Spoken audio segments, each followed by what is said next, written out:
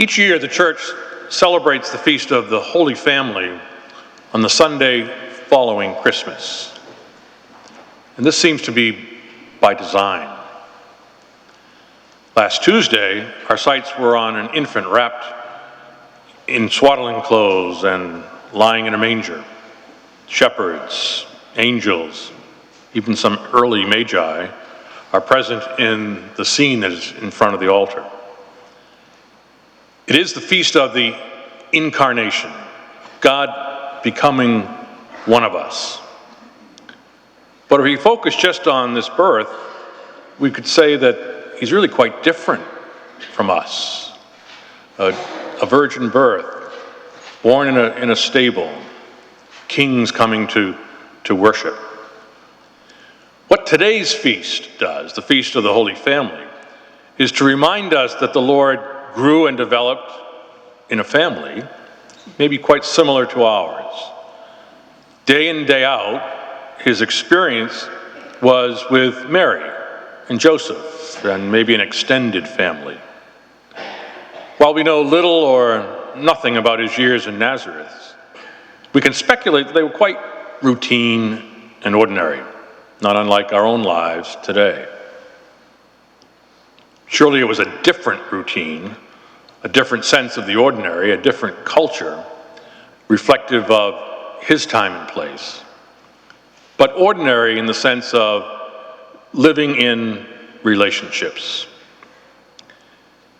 If we turn our attention from Christ to ourselves, the point can be made that the vast majority of us live out ordinary lives.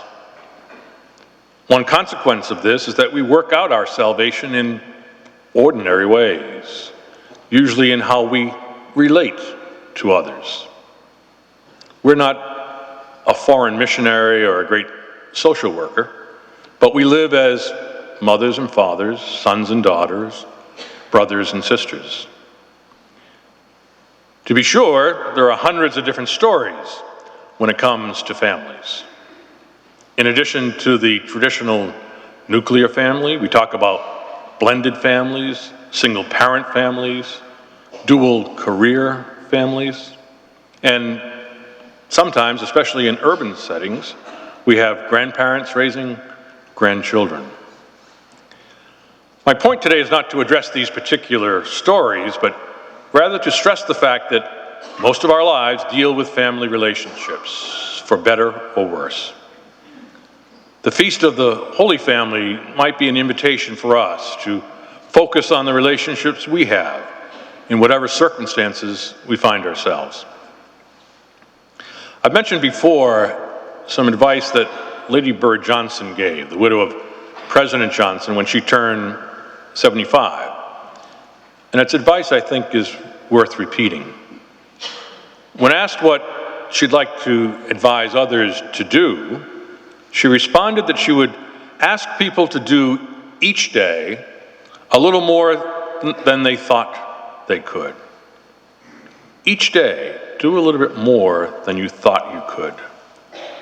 Within your own family, however it's described. Maybe we can forgive a little bit more than we thought we could. Or love a little bit more than we thought we could.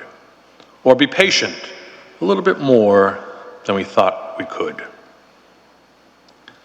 The root word for family in Latin has to do not with our understanding of family, but it had to do with servants or even slaves living together. A family is that place where one ought to be of service to the other, putting the needs, interests, desires, and the delights of the other before me. It doesn't always happen, but today might be a good day to try.